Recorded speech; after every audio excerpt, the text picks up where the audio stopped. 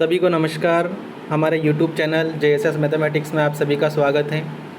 MPPSC assistant professor paper first की class number 20 में आज हम पढ़ने वाले हैं। क्लास नंबर 20 में हम पढ़ने वाले हैं MPPSC 2020 और 2021 में पूछे गए ICT के प्रश्न, है ना। प्रीवियस ईयर क्वेश्चंस हम यहाँ पे डिस्कस करेंगे। अगर आपने हमारे पिछले लेक्चर्स नहीं देखे हैं तो मैंने वहाँ पर लेक्चर नंबर 1 से लगाकर 19 तक आपको करवाए हैं लेक्चर, तो उनको आप देख लीजिएगा अच्छे से।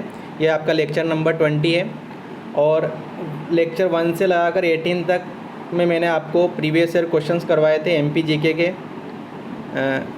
और लेक्चर नंबर 19 में मैंने आपको ICT संबंधित प्रश्न यहाँ पे करवाए थे 2022 और 2023 के।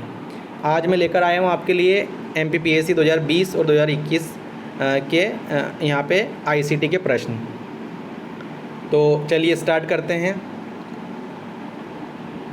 देखिए 2021 के प्रश्न सबसे पहले क्वेश्चन नंबर 26। IT अधिनियम 2000 में महत्वपूर्ण अवधारणाओं को पेश किया गया। इलेक्ट्रॉनिक रिकॉर्ड, डिजिटल हस्ताक्षर, प्रमाणित करने वाला प्राधिकरण या उपरोक्त सभी। तो इसका जो आंसर है वो जाएगा 26 का डी हो जाएगा, उपरोक्त सभी।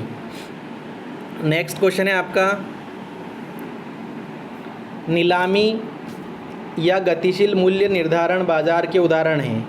किसके उदाहरण हैं ये बताना है। तो आयोग ने इसका आंसर माना था A और C। A मतलब बिजनेस B2B वाणिज्य और C मतलब C2C वाणिज्य। दो आपको यहाँ पर आंसर उनने सही माने थे आयोग ने। B2B और C2C दोनों सही है। नीलामी या गतिशील मूल्य निर्धारण बाजार के उदाहरण है। तो 27 का आपका हो जाएगा A और C। अगर B2B आए तो भी सही है और C2C वहाँ पे करोगे तो भी सही है। 27 का A and C। Next question है आपका क्वेश्चन नंबर 28। दो कंप्यूटर नेटवर्क के बीच डेटा पैकेट को स्थानांतरित करने के लिए एक का उपयोग किया जाता है। किसका उपयोग किया जाता है? तो 28 का B, रूटर या राउटर बोलते हैं इसको, इसका उपयोग किया जाता है 28 का B। आपको पता ही है कि MP assistant professor paper first में 30 से 35 प्रश्न तो आपके MPGK से आएंगे और 15 से 20 प्रश्न ICT एंड करंट अफेयर से आएंगे। तो ICT के क्वेश्चन भी आप 7 से 10 क्वेश्चन आपके एग्ज़ाम में आ सकते हैं। तो इम्पोर्टेंट टॉपिक है ICT वाला। तो मैं यहाँ पर कोशिश करूँगा कि प्रीवियस ईयर में अगर जो पूछे गए यहाँ पे क्वेश्चन हैं उनको मैं आपके लिए लेकर आऊँ। तो यहाँ पर हम 1 बाय 1 सभी ईयर्स के क्वेश्चंस यहाँ पे डिस्कस करेंगे। तो नेक्स्ट क्वेश्चन पे चलते हैं। Question number 29। इंटरनेट पर एक डेटाबेस में जहां विभिन्न मेज़बानों के नाम और पता होते हैं जिन्हें कहा जाता है। तो 29 का आपका B हो जाएगा। क्या कहा जाता है उसे? डोमेन नेम प्रणाली, डोमेन नेम सिस्टम, है ना। इंग्लिश में बोले तो डोमेन नेम सिस्टम। तो इंटरनेट पर एक डेटाबेस में जहां विभिन्न मेज़बानों के नाम और पता होते हैं उन्हें कहते हैं डोमेन नेम सिस्टम या डोमेन नाम प्रणाली। 29 का आपका B हो जाएगा। नेक्स्ट क्वेश्चन पे चलते हैं। Question number 30। देखिए, उपभोक्ता अपने हिसाब से कीमत तय करते हैं जिसे व्यवसाय स्वीकार या अस्वीकार करता है। उस मॉडल को क्या कहा जाता है ये हमें बताना है। उपभोक्ता अपने हिसाब से कीमत तय करेंगे जिसे व्यवसाय स्वीकार या अस्वीकार करता है, उस मॉडल को कहेंगे हम। तो 30 का हो जाएगा आपका, क्या हो जाएगा?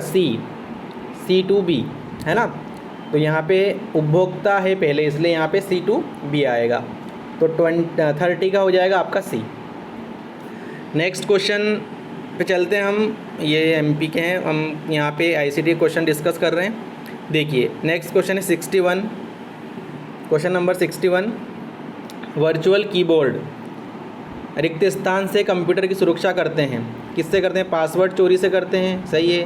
ट्रोजन प्रोग्राम से करते हैं, ये भी सही है। स्पाईवेयर से करते हैं, ये भी सही है। तो उपरोक्त सभी आ जाएगा। 61 का आपका हो जाएगा D। नेक्स्ट क्वेश्चन है आपका, एक ईमेल जो एक स्रोत से उत्पन्न दिखता है लेकिन वास्तव में दूसरे से भेजा गया है। एक ईमेल जो एक स्रोत से उत्पन्न दिखता है लेकिन वास्तव में दूसरे से भेजा गया है, उसे क्या कहेंगे हम? तो 62 का आपका हो जाएगा बी, स्पूफिंग कहेंगे, स्पूफिंग इसे कहा जाएगा। तो ये वाला देख लेना अच्छे से आप, 62 का बी हो जाएगा। एक ईमेल जो एक स्रोत से उत्पन्न दिखता है लेकिन वास्तव में दूसरे से भेजा गया तो स्पूफिंग उसे कहेंगे। नेक्स्ट क्वेश्चन है आपका 63 वाला, एक नेटवर्क वातावरण में सर्वर नहीं है, इनमें से कौन सा सर्वर नहीं है ये हमें बताना है। तो देखो, फाइल सर्वर होता है, प्रिंट सर्वर भी होता है, अनुप्रयोग सर्वर या इसको बोलते हैं एप्लीकेशन सर्वर इंग्लिश में, है ना, ये तीनों सर्वर होते हैं, लेकिन नेटवर्क सर्वर नहीं होता है। तो 63 का हो जाएगा आपका डी, 63 का डी हो जाएगा, नेटवर्क सर्वर नहीं होता है ना। नेक्स्ट क्वेश्चन है आपका क्वेश्चन नंबर 64, एक रिक्त स्थान एक सामान्य नेटवर्क टोपोलॉजी नहीं है। कौन सी नेटवर्क टोपोलॉजी नहीं है? बस नेटवर्क टोपोलॉजी है, स्टार भी है, रिंग भी है, लेकिन ग्रिड यहाँ पर नेटवर्क टोपोलॉजी नहीं है। तो 64 का आपका डी हो जाएगा। तो ये क्वेश्चंस थे हमारे MPPSC 2021 के। अब हम MPPSC 2020 के प्रश्न यहाँ पे ICT के डिस्कस करेंगे। तो देखिए क्वेश्चन नंबर 56 से,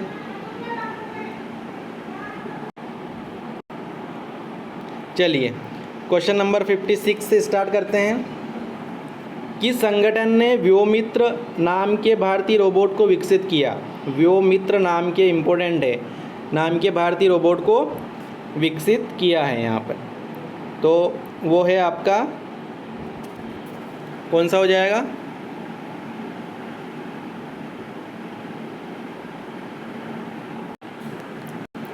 है ना, CDEC पुणे, इसरो, TIFR या DRDO, किसने विकसित किया है ना व्योमित्र नाम के भारतीय रोबोट को? तो ये 56 का हो जाएगा आपका बी, इसरो ने, है ना, 56 का बी हो जाएगा। नेक्स्ट क्वेश्चन है आपका, गार्टर के अनुसार 4 चरण परिपक्वता मॉडल को क्रम में व्यवस्थित किया जा सकता है, कौन से क्रम में? तो 57 का आपका डी हो जाएगा, पहले सूचना, फिर सहभागिता, फिर लेन देन और परिवर्तन। तो याद रखिएगा 57 का डी। नेक्स्ट क्वेश्चन है आपका 58। देखिए 58, एक सामाजिक नेटवर्क के रूप में प्रतिनिधित्व किया जा सकता है। तो इसका आयोग ने आंसर माना था एक ग्राफ के रूप में भी और ट्री के रूप में भी, दोनों सही हो जाएंगे, ए एंड बी। एक सामाजिक नेटवर्क के रूप में प्रतिनिधित्व किया जा सकता है तो ग्राफ के रूप में भी और ट्री के रूप में भी। तो 58 का आपका ए और बी हो जाएगा। नेक्स्ट क्वेश्चन है आपका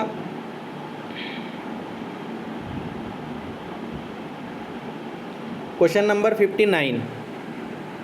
देखो, IPv6 प्रोटोकॉल IP पते को परिभाषित करता है, कितनी बीट पर परिभाषित करता है वो बताना है हमें।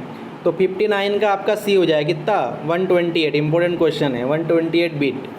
IPv6 प्रोटोकॉल IP पते को परिभाषित करता है तो 128 बीट, 59 का आपका सी हो जाएगा। नेक्स्ट क्वेश्चन है क्वेश्चन नंबर 60।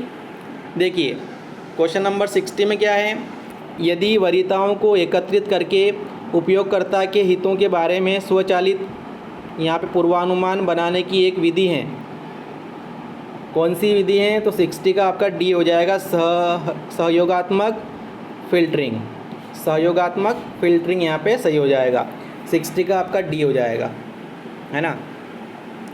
अब जो क्वेश्चन है आपके वो क्वेश्चन नंबर 91 से,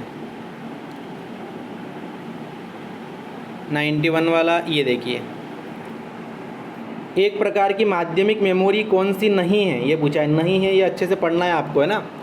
कौन सी माध्यमिक मेमोरी नहीं है ये पूछा है। तो सॉलिड स्टेट ड्राइव, है ना, hard disk, random access memory, USB pen drive. तो 91 का हो जाएगा आपका सी, रैंडम एक्सेस मेमोरी, ये माध्यमिक मेमोरी नहीं है ना। तो 91 का आपका सी हो जाएगा। नेक्स्ट क्वेश्चन है आपका XML का पूर्ण रूप। मैंने आपको पहले बताया था कि पूर्ण रूप मतलब फुल फॉर्म आपको पूछेंगे यहाँ पे, है ना, एग्ज़ाम में एक क्वेश्चन आने की संभावना रहती है। तो 92 है, XML का पूर्ण रूप क्या है?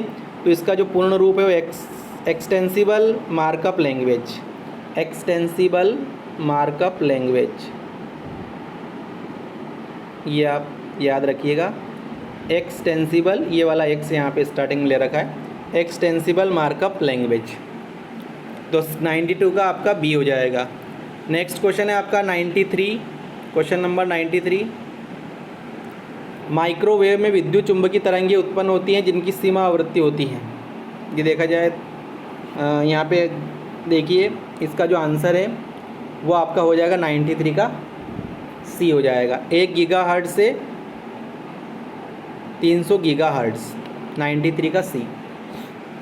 नेक्स्ट क्वेश्चन है आपका, ब्लोफिश एक प्रकार का है। ये ब्लोफिश क्या है, एक प्रकार का क्या है, ये हमें बताना है। तो 94 का आपका हो जाएगा ए, सममित एनक्रिप्शन एल्गोरिदम। सममित एनक्रिप्शन एल्गोरिदम, ये आपका सही हो जाएगा। ब्लोफिश क्या है, सममित एनक्रिप्शन एल्गोरिदम, 94 का A. Next question, next and last देखिए, इम्पोर्टेंट क्वेश्चन है। रोबोटिक्स के संदर्भ में पूमा PUMA का अर्थ क्या है? Programmable used machine to assemble, programmed utility machine for assembly, programmable universal machine for assembly, programmed utility machine to assembly. तो कौन सा यहाँ पे सही है वो हमें बताना है। तो 95 का हो जाएगा आपका सी। अच्छे से याद रखना है। देखो यहाँ दो क्वेश्चन आपके फुल फॉर्म से पूछ लिए, एक तो XML पूछ लिया फुल फॉर्म से और दूसरा पूछ लिया आपको PUMA। तो मैं आपको बता रहा हूँ कि आप सारे फुल फॉर्म याद कर लीजिएगा अच्छे से। तो रोबोटिक्स के संदर्भ में PUMA का अर्थ जो है वो है programmable universal machine for assembly, 95 का हो जाएगा आपका सी। तो ये कुछ क्वेश्चंस थे 2020 और 2021 के ICT संबंधित क्वेश्चन थे जिनको हमने डिस्कस किया।